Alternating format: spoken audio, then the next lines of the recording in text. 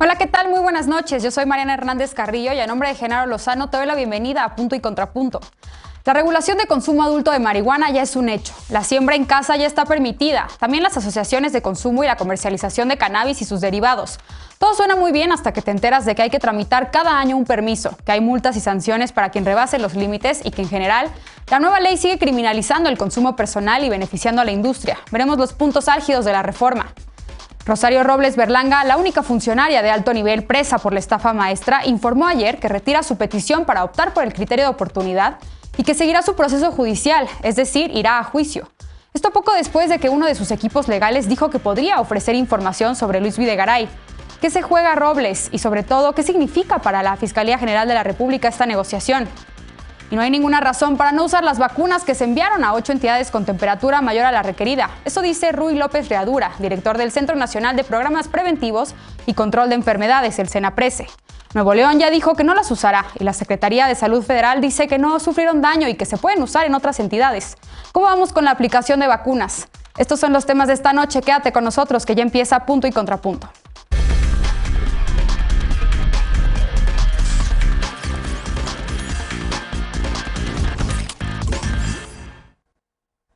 Finalmente, y después de 3 prórrogas, el Pleno de la Cámara de Diputados aprobó en lo general el dictamen que expide la Ley Federal para la Regulación del Cannabis y modificaciones a la Ley General de Salud y al Código Penal Federal. El dictamen deberá regresar al Senado para su aprobación. Con esto, el Congreso mexicano busca cumplir el mandato de la Suprema Corte de Justicia de la Nación, que en 2019 declaró inconstitucional la prohibición del consumo recreativo de cannabis. El máximo tribunal falló contra 5 artículos de la Ley General de Salud por considerar que la prohibición obstaculiza el libre desarrollo de la personalidad y ordenó regular su uso. Pero organizaciones ciudadanas y diputadas como Marta Tagle han señalado que el dictamen aprobado hoy está lejos de cumplir el mandato del máximo tribunal. Desde noviembre pasado, cuando se aprobó en el Senado, discutimos en este programa que el proyecto criminaliza el consumo y parece estar enfocado a la industria del cannabis, que según distintos cálculos será de unos 5,000 millones de dólares. Aunque se eliminó la creación del Instituto Mexicano del Cannabis como órgano regulador, para ahorrar recursos, las personas consumidores y las sociedades canábicas deberán solicitar licencias anuales para la producción, distribución, comercialización y venta de cannabis ante la Comisión Nacional contra las Adicciones. Según sus críticos, pese a las modificaciones, en esencia, el cultivo, la aportación y la siembra de cannabis para consumo personal sigue estando criminalizado, con multas y sanciones para quien rebase los límites establecidos por la ley. Primer tema de la noche, y para debatir nos acompaña como cada lunes y miércoles Lisa Sánchez, directora general de México Unido contra la Delincuencia. Buenas noches, querida Lisa, ¿cómo estás? Muy buenas noches a todas y a todos. Mariana, encantada de estar con ustedes el día de hoy. Bienvenida. También nos acompaña Eder Guevara, antropólogo y fundador de Morena. Buenas noches, Eder, bienvenido. Hola, querida Mariana, buenas noches a todas y todos. Viridiana Hernández, asesora, militante de Morena y amiga de este programa. Buenas noches, Viri, qué bueno tenerte de regreso. Hola, muy buenas noches a todas y a todos. Qué gusto verte conducir, Mariana. Gracias. Y Pablo Marín, analista político, activista y también amigo de este programa. Buenas noches, Pablo, ¿cómo estás? ¿Qué tal, Mariana? Muy buenas noches a todas y a todos. Bien, pues comienzo con Lisa, la experta en política de drogas de esta mesa. Lisa, ¿cómo estás viendo este dictamen que se aprobó en la Cámara de Diputados, que tiene que regresar al Senado también para su aprobación posteriormente? ¿Qué es lo que se aprobó hoy? ¿Qué es lo que celebras y lo que no celebras de este dictamen? Pues empezaría por el proceso, para decir que ha sido un proceso sumamente largo en el que definitivamente las distintas organizaciones de la sociedad civil hemos jugado un rol muy importante, porque si hoy el Congreso está obligado a legislar y la Cámara de Diputados aprobó ya en lo general este dictamen, es porque movilizamos a los tribunales, se logró la jurisprudencia en la Corte y les vino una orden directa de otro poder de la Federación para poder hacer esto. Lo segundo es que el proceso fue muy lento y hay que decirlo, fue muy desprolijo y muy desaseado, tanto en el Senado de la República como en la Cámara de Diputados. Lo que hoy votaron en el Pleno las y los diputados lo conocieron antier a las 6 de la tarde y estuvo elaborado por Gobernación. Eso no es como debe funcionar.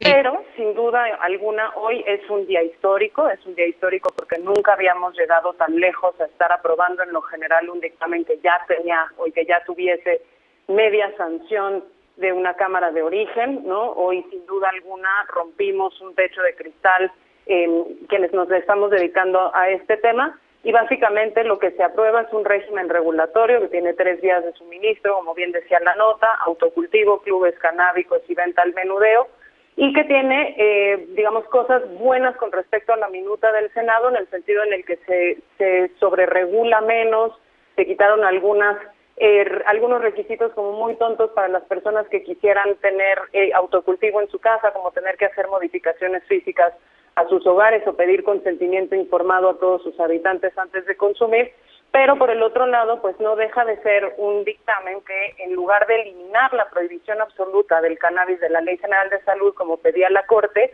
modifica un sistema de umbrales que ya existía dentro de una tabla que justamente controla un montón de sustancias ilícitas y nos deja en un sistema que va a ser muy difícil de implementar, donde las personas usuarias van a tener poca certeza jurídica para distinguir si están cometiendo una falta administrativa o un delito penal, porque establece 5 posibilidades de umbral, de 0 a 28 gramos, de 28 gramos a 200 gramos, de 200 gramos a 5.6 kilos, de 5.6 kilos a 14 kilos y de más de 14 kilos. De 5 kilos para arriba hay sanciones de cárcel, de 5 kilos para abajo no hay sanciones de cárcel, pero aunque estas sanciones son administrativas, tienen un pequeño problema. Siguen siendo muy arbitrarias y las diferencias entre las multas son demasiado grandes. Entonces, no vamos a eliminar el incentivo para que en su trabajo cotidiano policías y autoridades puedan seguir persiguiendo la sustancia y puedan seguir molestando a los usuarios. Un ejemplo muy rápido y te juro que ya con eso cierro. 200 gramos de cannabis, posesión simple de 200 gramos de cannabis tiene una multa máxima de 10,700 pesos. Posesión simple de 201 gramos de cannabis tiene una multa de 268,000 pesos. Entonces, esos incentivos a manipular las cantidades, a sembrar las cantidades para poder comprobar delitos de drogas o faltas de drogas que estén sancionadas con multas millonarias o con cárcel, pues permanece, y eso es lo que hacemos un llamado a que se modifique en el Senado de la República. Bien. Eder, ¿cómo lo estás viendo tú? Lisa ya pone sobre la mesa la importancia de este día, desde luego, para la regulación del cannabis en nuestro país, pero también que no se elimina esta prohibición absoluta que mandató la Suprema Corte de Justicia de la Nación. ¿Qué más destacas tú, además de lo que Lisa ya pone sobre la mesa? Primero, desde el lado positivo, el asunto de romper o de combatir de manera ya más certera la estigmatización en contra del consumo de la cannabis. Hoy estaba escuchando las participaciones y me queda claro que hay muchos diputados y diputadas de todas las bancadas que, como dice Lisa, no leyeron lo que estaban votando y que no hicieron el menor esfuerzo por entender el lenguaje, que no es fácil, y incluso hubo quienes colaboraron con la estigmatización, hablando de adictos a la marihuana, hablando de una serie de, sobre todo el PAN, una serie de dogmas que son los que han estigmatizado mucho. Yo creo que la aprobación ya cuando suceda en el Senado y ahorita los avances que se dieron en la aprobación previa que hubo en el Senado hace como 1 mes, 2 meses, y esta de hoy sí colabora para combatir la opresión simbólica en contra del consumo de la cannabis. Y creo también que se está perdiendo tiempo en estas discusiones que en realidad son discusiones para ver qué tanto se criminaliza, no para ver cómo se descriminaliza. Y eso me queda claro, que sigue habiendo una lógica de penalización hacia la gente que porta la marihuana en la vía pública, y como bien dice Lisa, eso se presta para que siga habiendo abusos policíacos con el incentivo de la cantidad de las multas que ahora se imponen. Me parece que habrá que analizar cuántos cambios sustantivos hicieron aquí en Cámara de Diputados respecto al dictamen que ya habían aprobado en el Senado, porque valdría la pena revisar si sí valía la pena, valga la redundancia, hacer estas modificaciones para regresarlo al Senado y seguir esperando que nos tengan a la expectativa de si se aprueba o no. Es todo un proceso que ha sido muy largo, muy engorroso, y que creo que se pudo haber hecho más sencillo el proceso, pero de todas formas es un gran mensaje público el que se está mandando. Sí hay que colaborar con romper con los estigmas en contra de las personas consumidoras de drogas en general. Bien. Viri, un proceso largo, dice Eder.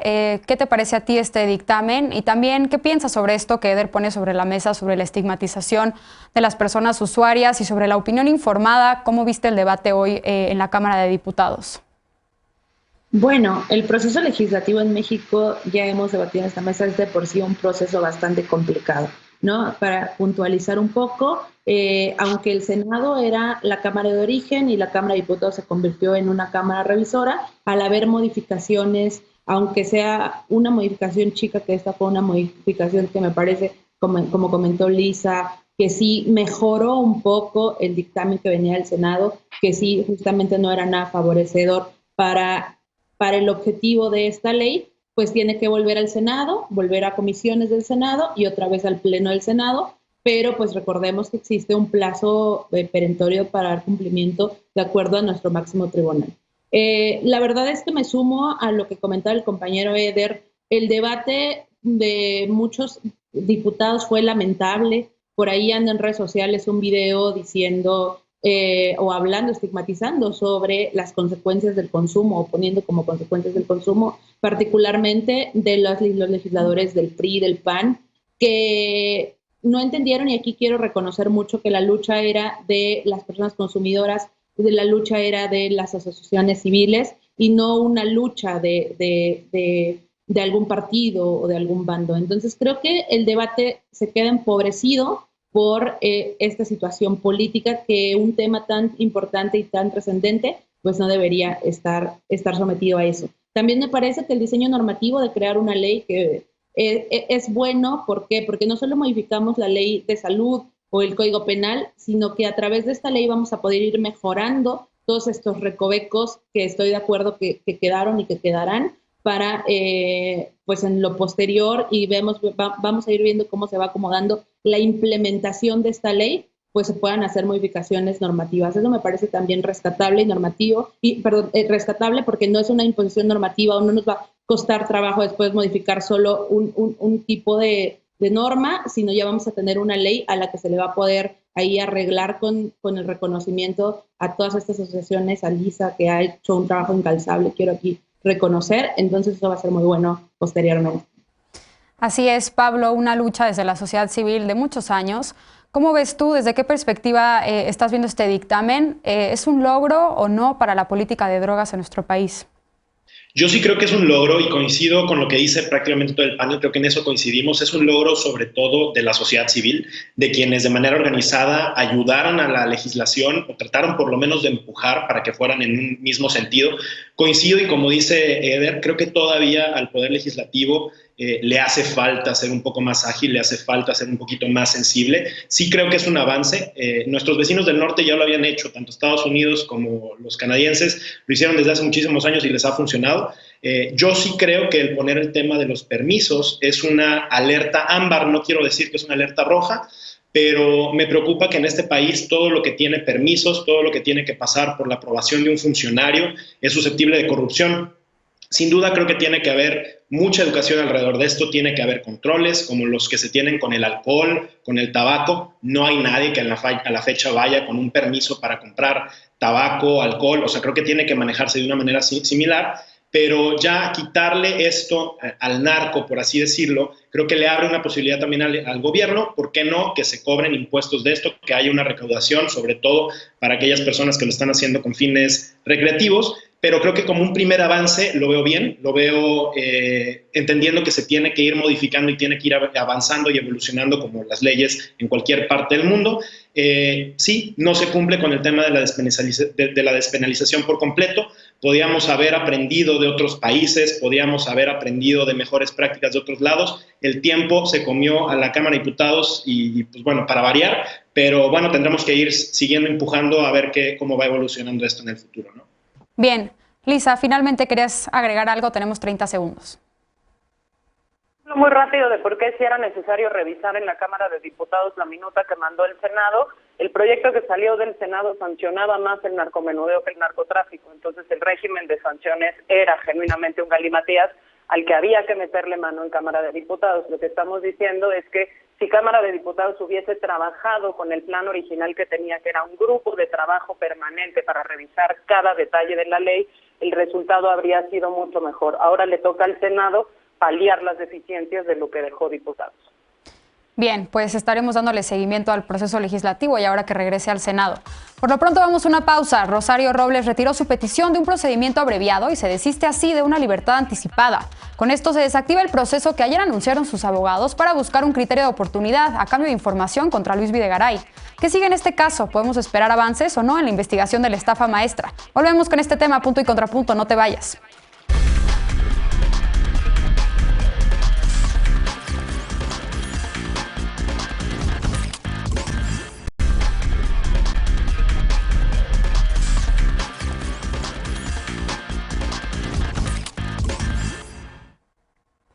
Regresamos a Punto y Contrapunto. La semana pasada, el equipo legal de Rosario Robles anunció que buscaba un acuerdo con la Fiscalía General de la República para que la exfuncionaria estuviera presa 6 años solamente por su participación en la llamada estafa maestra.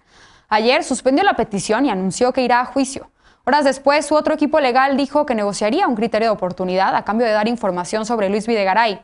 Pero horas después, Rosario Robles dijo que no claudicará en su lucha y se irá a juicio, a doble juicio, pues. Veamos en contexto.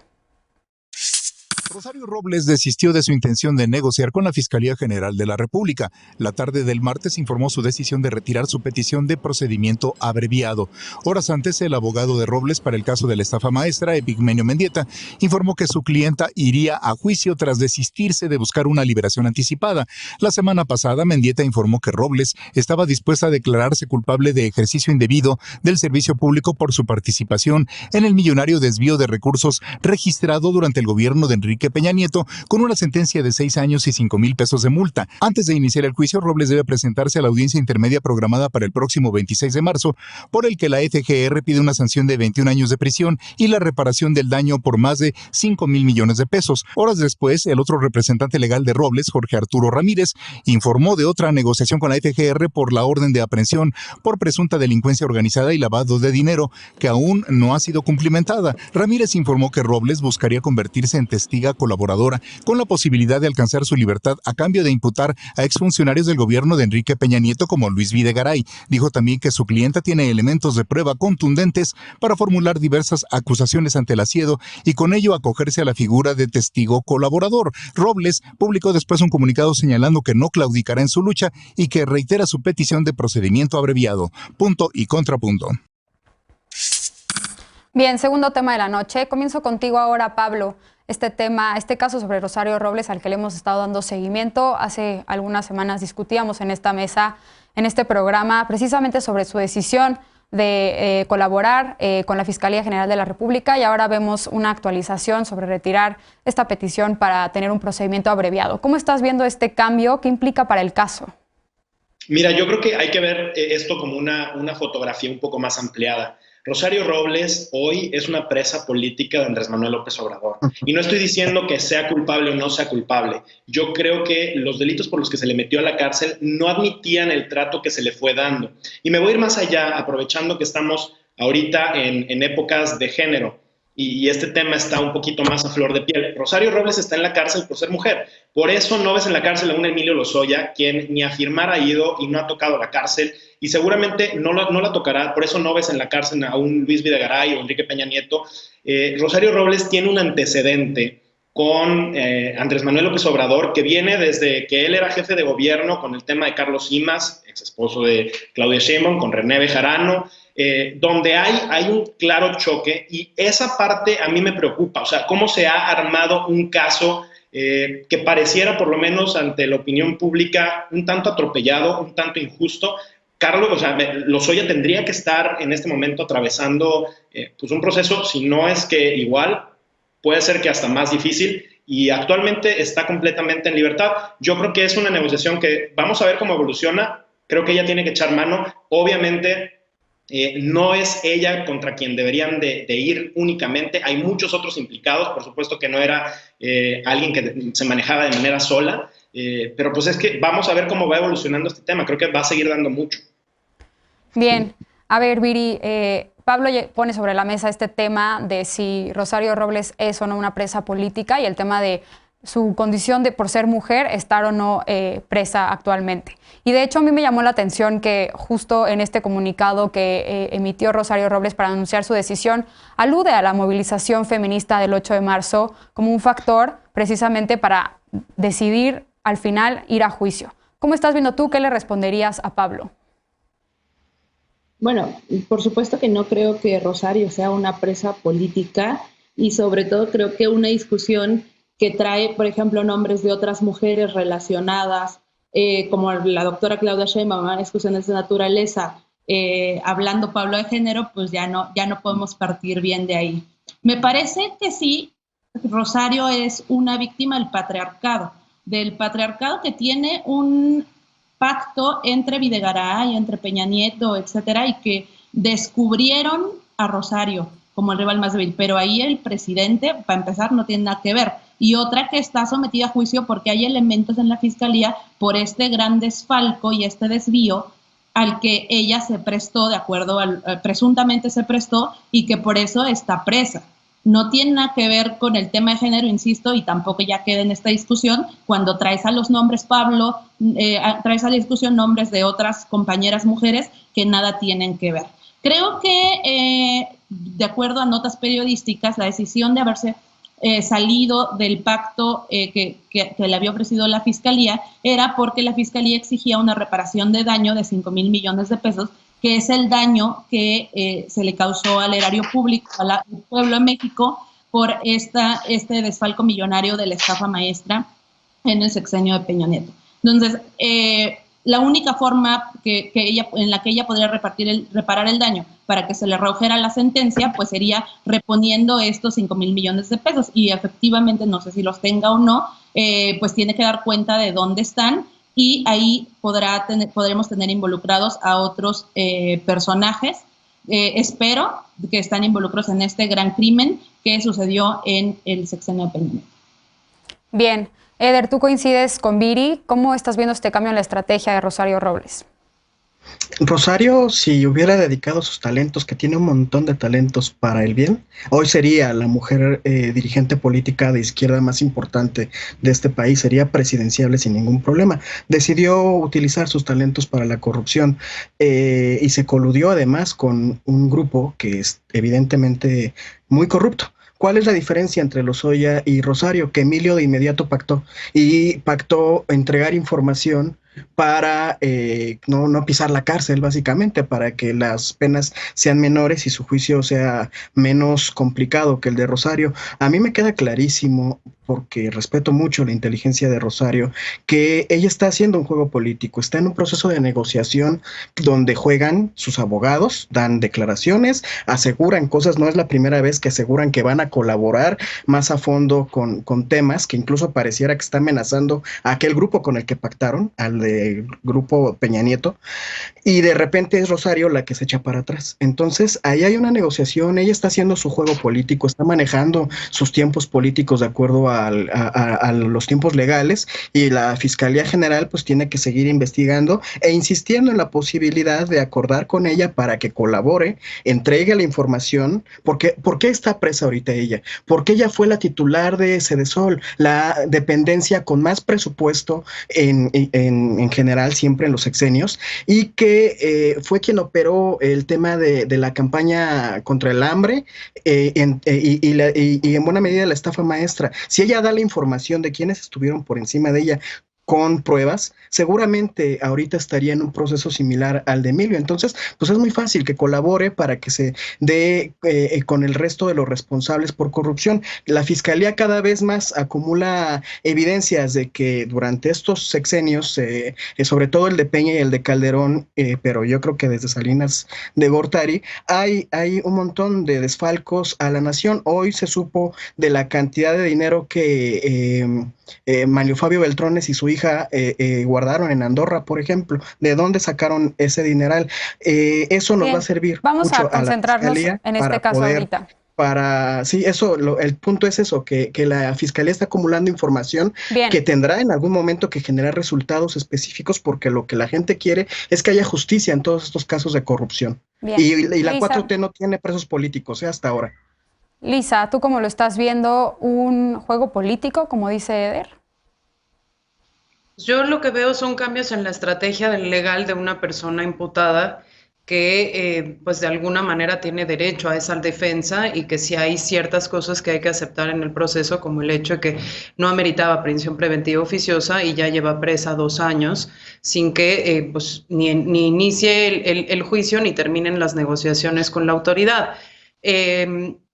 Sin demeritar justamente cualquier información que pueda tener la Fiscalía en su contra y cualquier posición, digamos, que ponga a la Fiscalía en este momento en un mejor lugar para negociar y orillarla justamente a explorar todas sus alternativas hasta ver con cuál de ellas se logra el mejor resultado para la propia Fiscalía, que no sé si necesariamente sea el mejor resultado para la justicia en México. Pues este juego va a seguir a perpetuidad. Y creo que una de las cosas que sí se querían inicialmente con el caso Rosario Robles era que a partir de los propios funcionarios del peñanietismo se pudiera señalar a otros funcionarios. En este caso, ¿no?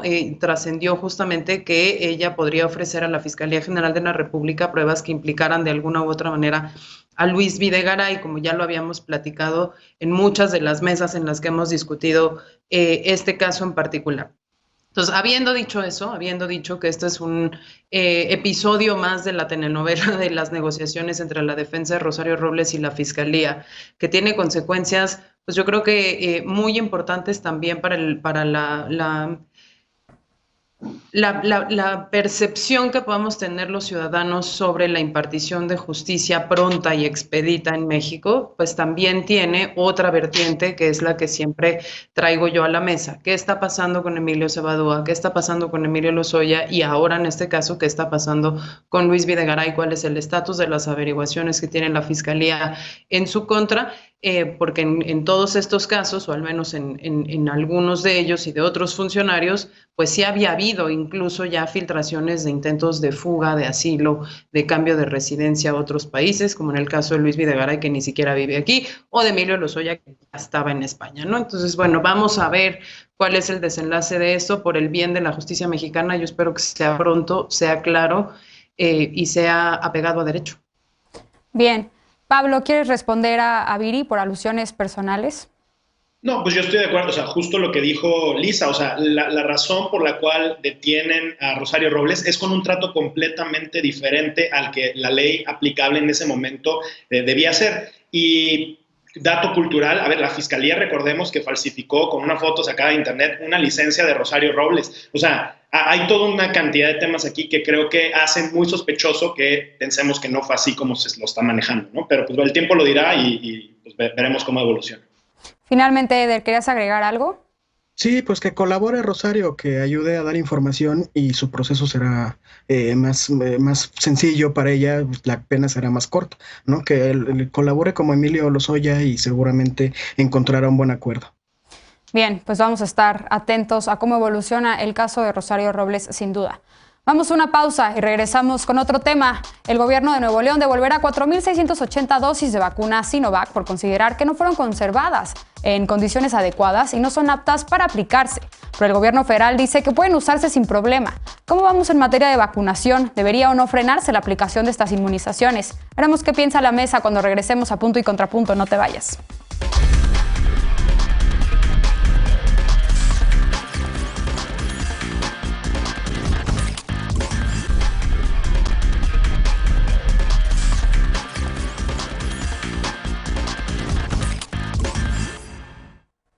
Regresamos a Punto y Contrapunto. El lunes, Nuevo León alertó que parte del cargamento de vacunas Sinovac que recibió el domingo estaban en mal estado y que no utilizaría 4.680 de las 33.480 dosis recibidas. Ayer, el gobierno federal confirmó que la temperatura de las inmunizaciones sufrió alteraciones durante su traslado a 8 entidades del país, pero que ninguna sufrió daños y se pueden usar perfectamente. Veamos en contexto. 8 entidades del país recibieron vacunas con una temperatura mayor a la indicada. El secretario de Salud de Nuevo León, Manuel de la O, informó este lunes que la entidad recibió el domingo 33,480 vacunas Sinovac, de las que 28,800 estaban en buen estado, pero el resto no. Informó que no aceptará que se apliquen 4,680 dosis, pues no cumplieron con la conservación y el almacenamiento adecuado. Dijo que las vacunas estaban en 12 o 13 grados y no entre 2 y 8 grados, por lo que se devolverán a la Federación. La noche del martes, el director general del Centro Nacional de Programas Preventivos y Control de Enfermedades, CENAPRESE, Rui López Ridaura, confirmó que las vacunas tienen una mayor temperatura de la requerida. Dijo que se registró un alza en los envíos hechos a Michoacán, Jalisco, Guanajuato, Coahuila, Oaxaca, Campeche, Nuevo León y Tamaulipas, pero que en ninguna hubo un problema a considerar. Según el funcionario, en Nuevo León, Tamaulipas y Oaxaca, la temperatura se salió de los 8 grados, pero nunca pasaron de 12 o 13 grados durante más de 2 horas y que las vacunas no habían enfrentado condiciones que las inactivaran. Añadió que las Sinovac pueden resistir temperaturas de hasta 25 grados durante casi 10 días. Finalmente, López Ridaura anotó que si Nuevo León no quiere usarlas, se pueden utilizar en otro lugar. Los gobiernos de Oaxaca y Tamaulipas no se han pronunciado al respecto. Desde diciembre en México se han aplicado 3,100,000 dosis de vacunas. El 73% del personal de salud de primera línea ya recibió la segunda dosis y 1,670,000 personas adultas mayores la primera aplicación. Punto y contrapunto. Bien, último tema de la noche.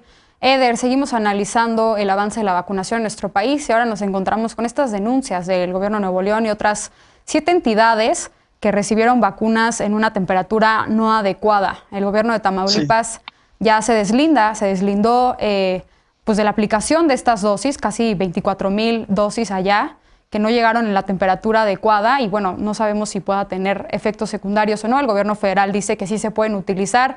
¿Qué opinión te merece todo esto? ¿Se pudo haber previsto? No solo el gobierno federal, los productores de las vacunas te establecen un tiempo y un máximo de temperatura que pueden soportar las vacunas. No hay ningún riesgo. En Alemania se tuvo que tirar en la ciudad de Renania. Se tuvo que tirar el 0.3% de 305,500 vacunas, no porque estuvieran en los límites de la temperatura, sino porque ya llevaban muchos días en esas condiciones. En el traslado es normal que haya modificaciones, que no todas las vacunas se congelen parejo dentro de los refrigeradores que llevan en la transportación, pero eso no significa necesariamente que se echen a perder. A veces es más dañino, por ejemplo, que lleguen los botellitas de las vacunas dañadas a esta situación que se presentó.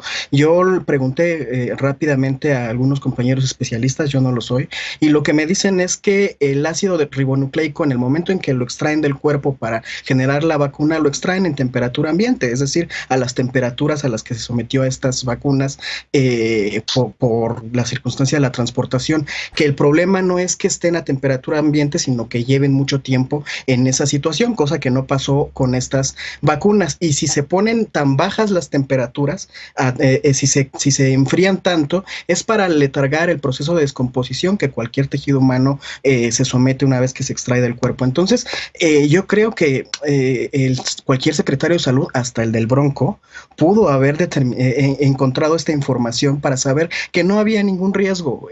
La verdad es que a mí me parece más ruido mediático, más grilla que en realidad lo que está sucediendo. Y bueno, pues ya la Secretaría de Salud ya aclaró, si no las quieren utilizar allá, que las manden a otro lado donde sí se van a utilizar y urgen a final de cuentas. Insisto, esta situación está pasando en todo el mundo y por supuesto que hay que determinar hasta dónde hay riesgos y hasta dónde no habrá riesgos de que se echen a perder las vacunas. Bien, Pablo, tienes un contrapunto, adelante.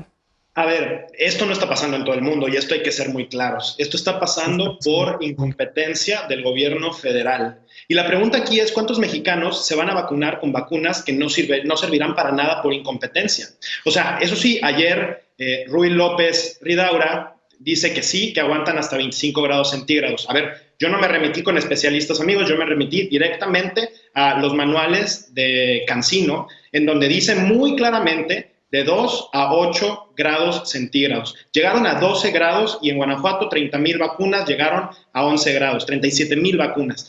Es un tema grave, es un tema muy grave porque, o sea, a ver, y ojo, sale Ruy López Ridaura sustituyendo a López-Gatell, quien por cierto tiene coronavirus, por no utilizar el cubrebocas, que es la única medida al día de hoy que los ciudadanos comunes y corrientes podemos utilizar, y salen y nos empiezan a mentir con una historia para que la gente se termine poniendo una vacuna pensando que están inmunizados y efectivamente con el gran riesgo de poder terminar contagiando a otras personas. A mí me parece muy grave, me parece un riesgo muy falto de ético poder estar utilizando vacunas de este tipo y pues muy delicado ante la población. Bien. Viri, tú, ¿desde dónde, qué perspectiva tienes sobre este tema de las vacunas? Estaba ahorita pensando si estas vacunas que están denunciando en Nuevo León son Sinovac, no CanSino, y qué va a pasar con estas vacunas. ¿A quién se le tendría que atribuir la responsabilidad de que no hayan llegado en el estado que deberían? Sí, exacto, tú lo dices bien. Tenemos varias vacunas. El mundo tiene varias vacunas, varios productores de vacunas, está la Pfizer, está la de Sputnik, la de Sinovac, o sea, todas estas vacunas que requieren tratamientos técnicos específicos y todas de congelamiento. Digo, a mí se me hace muy grave y quisiera aclararle a la gente, se me hace muy grave que se hable mal de la vacuna, ¿no? O sea, se hable mal en general de la vacuna porque estamos en un proceso de sanación de la pandemia y la vacuna es una esperanza para poder salir de este bache que ya tenemos más de un año. Entonces se me hace un poco irresponsable que a nivel nacional se hable mal de la vacuna. Ahora bien, creo que sí hay un tinte político en rechazar estas vacunas por parte del secretario de Salud del Bronco. Es el mismo secretario de Salud que ha dicho que iba a viajar a Rusia a conseguir la vacuna Sputnik y no, o sea, nunca lo realizó, ¿no? En Nuevo León se le ha estado dando un uso bastante político negativo a la aplicación de vacunas y creo que no hay que dejarlo de lado. Creo que es importante también, por ejemplo, esto que dice del cubrebocas, ¿no? Seguro en este programa ya se ha dicho muchas veces, recordarle a la gente que no solo el cubrebocas, no solo el cubrebocas es lo que nos va a permitir no contagiarnos, sino la sana distancia. Poner en un debate a nivel nacional que el cubrebocas es lo único que nos va a salvar y decir que eso es lo que enfermó a Gatell, pues justo nos puede llevar a que más población se contagie. Eso es irresponsable y por eso me gustaría utilizar mi tiempo de programa para reiterar, porque lo más importante es la salud pública. Por otra parte, creo que la autoridad, la máxima autoridad en materia de salud, pues es la Secretaría de Salud del Gobierno Federal, que además ha hecho una labor incansable para que los esquemas de vacunación en todo el país se vayan desarrollando. Y hago un llamado a los gobiernos estatales a cooperar con el Sistema Nacional de Vacunación o en el Sistema Nacional de Vacunación. Pongo ejemplo, ya que trajeron a la doctora hace rato, pongo el ejemplo de la doctora Claudia Sheinbaum, que es un ejemplo de aplicación de las dosis de vacunas. Que se ha salido de la grilla y se ha dedicado a vacunar a la población que más lo requiere. Entonces, eso es lo que deberíamos estar llamando y no a desinformar. Bien. Lisa, finalmente, un uso político de la vacuna, como comenta Viri. ¿Qué decir de este tema de las vacunas en mal estado? Y si quieres también abordar, desde luego, el avance de la vacunación en el país. A ver, a mí lo que me parece muy lamentable es que en pleno 2021 y habiendo tenido ya mucho tiempo para prepararnos, sigamos de alguna manera cometiendo errores que entiendo que son humanos y que tienen que ver también con la premura con la que tenemos que hacer llegar todas las dosis que van llegando en cargamentos aéreos. Que esta logística y estos errores humanos en la logística y en esas redes de distribución y en las características de almacenamiento y refrigeración de las vacunas nos estén haciendo perder el tiempo a todos, incluidos los panelistas en este programa, para estar discutiendo estas cosas, cuando en realidad tendríamos que estar pues apurándonos todos y discutiendo cuándo y cómo lograr las metas de vacunación de todos los grupos prioritarios, ¿no? De alguna manera van llegando más vacunas, van anunciando que ya de pronto ahora sí, ya mero van a salir las vacunas que llegaron en materia prima y se estaban envasando aquí, etcétera, etcétera, pero este tipo de incidentes nos siguen distrayendo de lo más importante, que es justamente pues ese control de la pandemia y ese garantizar que no hay margen de error posible, sobre todo mientras las vacunas sigan siendo un bien escaso y la población que las necesita siga siendo millones de veces más grandes que las dosis disponibles. Entonces, en ese sentido, al margen de si se pelean políticamente los gobernadores de oposición con el gobierno federal o no se pelean, lo que a mí sí me parece muy grave es que estemos hablando de miles de vacunas que potencialmente podrían ser desechadas, ¿no? O mal manejadas por un supuesto desecho que después se rectifique y no se haga, ¿no? Y entonces tenga esa menor efectividad. Ojalá, de verdad, podamos creer que estas vacunas no sufrieron ningún daño, ojalá las personas que las reciban sean inmunizadas correctamente, pero creo que la pandemia y el riesgo que conlleva para la vida de las personas pues no pueden descansar en actos de fe como justo esto, ¿no? O sea, desear que todo funcione y que todo salga bien. Entonces, el exhorto sería simple y sencillamente coordínense, por el amor de Dios, colaboren entre todos los niveles de gobierno para que la gente tenga las vacunas en el tiempo que las tiene que tener, en la forma que las tiene que tener, con la logística que las tiene que tener, y abandonemos ya, por favor, ¿no? Estos dimes y diretes, que no estoy diciendo que no se haga uso de la denuncia cuando la denuncia lo amerite, pero más bien que nos concentremos en garantizar cómo sí pueden llegar esos medicamentos a los usuarios finales, porque eso es al final del día lo más importante. Bien, tenía la mano levantada de Eder y Pablo. Eder, adelante.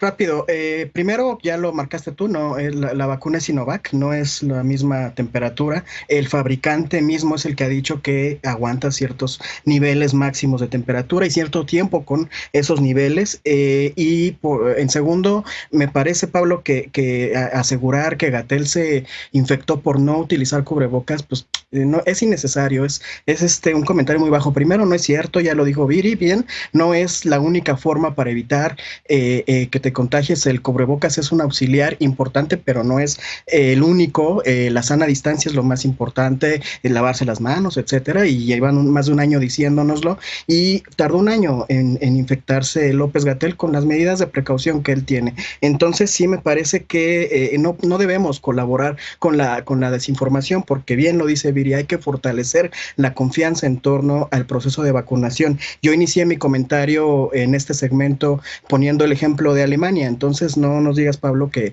esto solo está pasando en México, está pasando en todo el mundo. Son errores propios del proceso de vacunación en general, pero de uno tan acelerado como este, pues con mayor razón. Y sin embargo, hasta ahorita no se han desechado vacunas por errores de logística. Hay que decirle a la gente que se vacune, bien, que confíe en el proceso y que entre más rápido nos vacunemos con una mejor coordinación entre los niveles de gobierno, pues más rápido vamos a salir de esta pesadilla colectiva y global.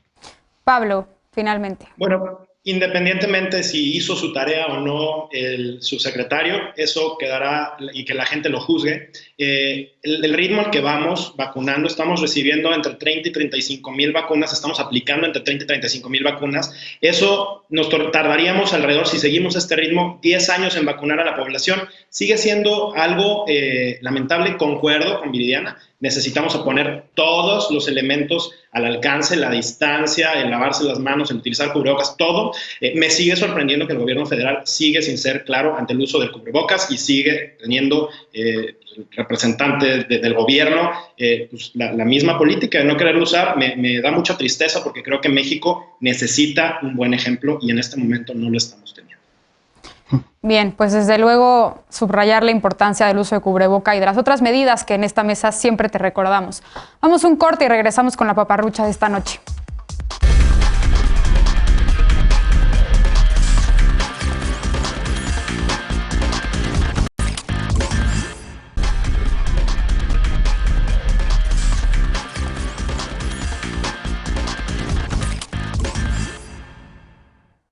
Regresamos con la paparrucha de esta noche. Después de un año de pandemia, el uso de cubrebocas sigue siendo motivo de paparruchas. En grupos de chat circula este video que desaconseja su uso basándose en un mensaje del director de la Organización Mundial de la Salud, Tedros Adhanom. Pero el mensaje es de abril de 2020. En ese entonces, la OMS buscaba evitar el desabasto de cubrebocas y priorizar su uso para el personal sanitario.